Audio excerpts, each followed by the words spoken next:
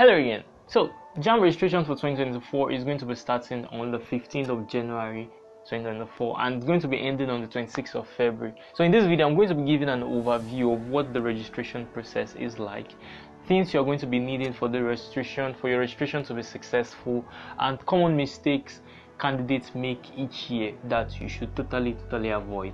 If you're new here, I'm currently a fourth year medical student of the University of Ibadan, and I make this sort of videos to prepare you for exams that get you into the school of your choice, for the course of your choice. So it's going to make my day today. If you can, please like this video first of all and subscribe to this channel. And also, if you find this video helpful, please share it with someone you also feel might find it helpful. So without further ado, let's get into the video.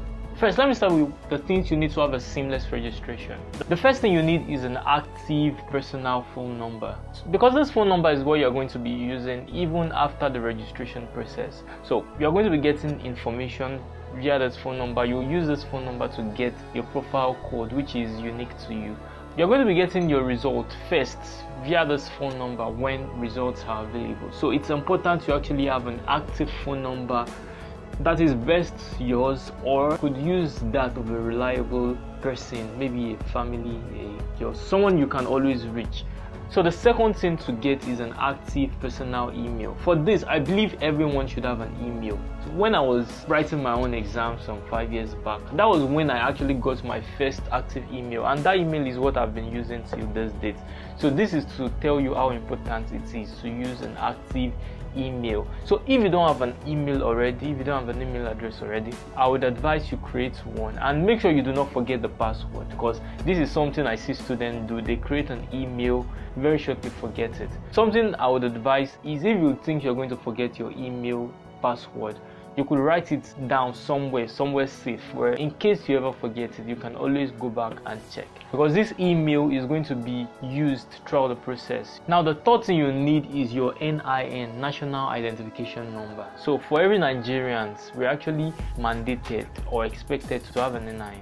So if you're sitting for the next UTME, you should have your NIN by now. But if you don't, please go get an NIN. You can go to NIMC office and get an NIN before the registration starts, because without NIN, you are not going to be allowed to register. The next item to get is your JAMB registration fee. The JAMB registration fee this year actually increased a bit. It's going to be 6,200 if you are not interested in taking a mock exam, like the actual JAMB mock exam. But if you're interested in taking the JAMB mock exam, it's going to be 7,700 naira. If you're a foreign candidate, it's going to cost you $30 for the registration process. Just by the way, if you don't want to pay your registration fee by yourself, I think we can pay it for you. Alright, let me tell you something briefly before we continue the video. I have an online tutorial, and one of the things we do is to organize regular mock exams, and we're going to be having like about 2 mocks this month, where we are going to be awarding the best candidate, the best 5 or thereabout. We'll be awarding them by paying their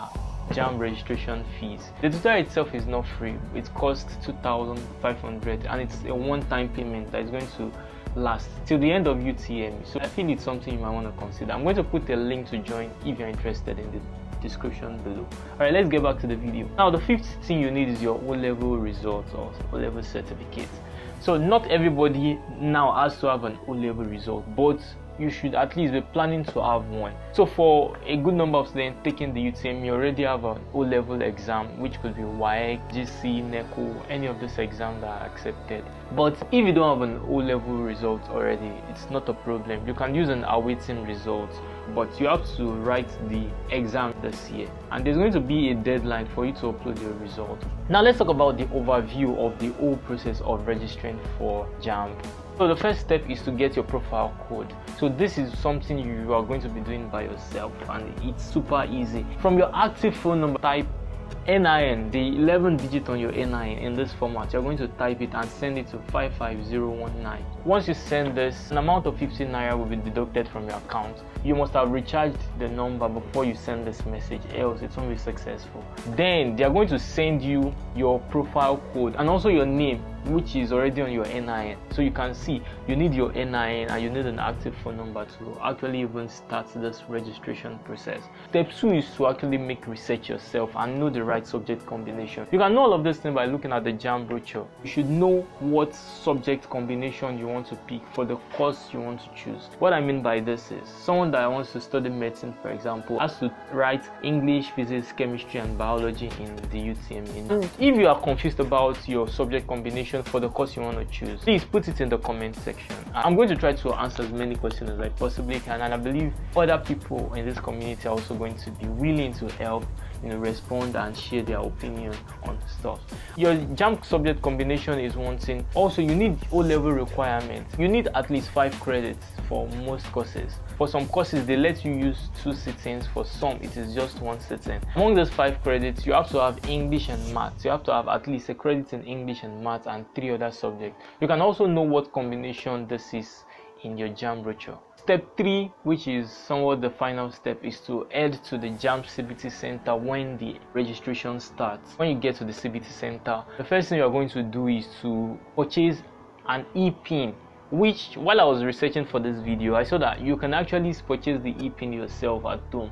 There are different ways. You could go to bank to purchase it, you could purchase it online. But when I spoke to students that did it last year, many of them just went to the CBT Center and they purchased it there and then, and immediately after the purchase they went on with their registration. You can use any of this method you want. There are accredited CBT centers everywhere.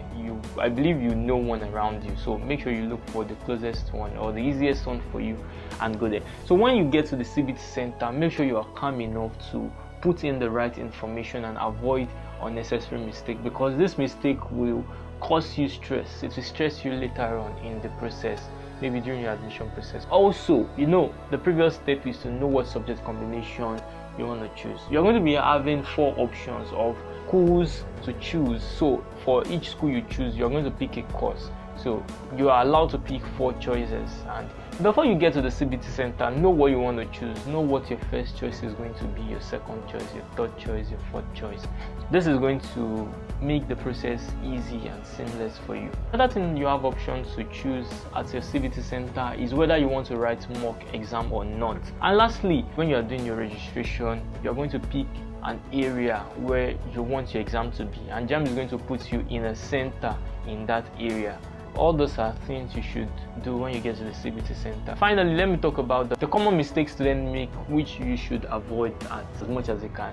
So the first mistake is waiting for too long or waiting for too late before you start your registration process. When you stay for too long and you are staying to the end of the registration process before you go to register, this is one of the things that could happen.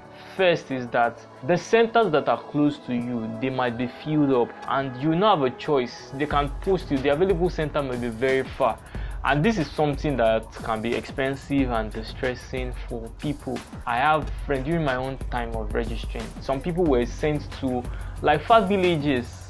It does not just make sense to me. Why go all the way to that place where there are centers very close to you, and they had to pay for hotel to lodge or had to squat with people in place they do not know? So please register early, pick a center that is close to you. And also, if you stay too long, the slot for mock exam could also close.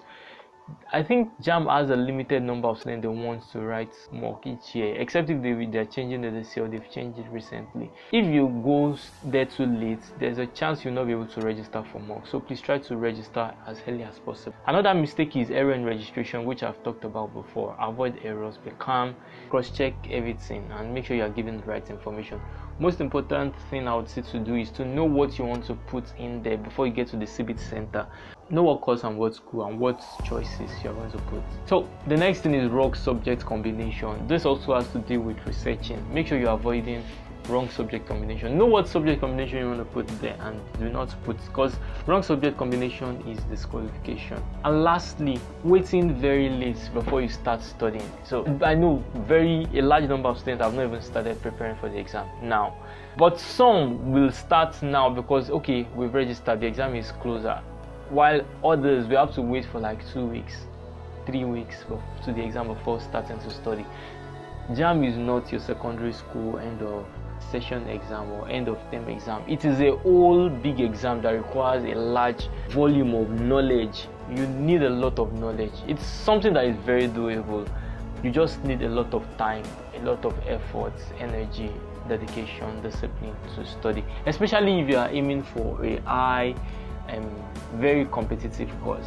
So that's going to be it from me. Thank you again for watching this video. If you found it helpful, please give it a thumbs up and subscribe to the channel. Again, it's going to make my day. Share with someone so that will find it helpful. If you have any question whatsoever, please ask. Feel free to ask in the comment section. I'll try to answer as many as I possibly can, and you're also free to respond to other people's comments. This is a community, I'm always saying that. And lastly, if you're interested in joining my online tutorial, there is also a link in the description below. It's a one-time payment of 2,500 to have access to everything we do there. So it's not just tutorial, it is more like a community where we brainstorm, we teach you, we motivate you, inspire you, and even award you if you do very well. That's it from me today. I'll see you in the next video. Bye bye.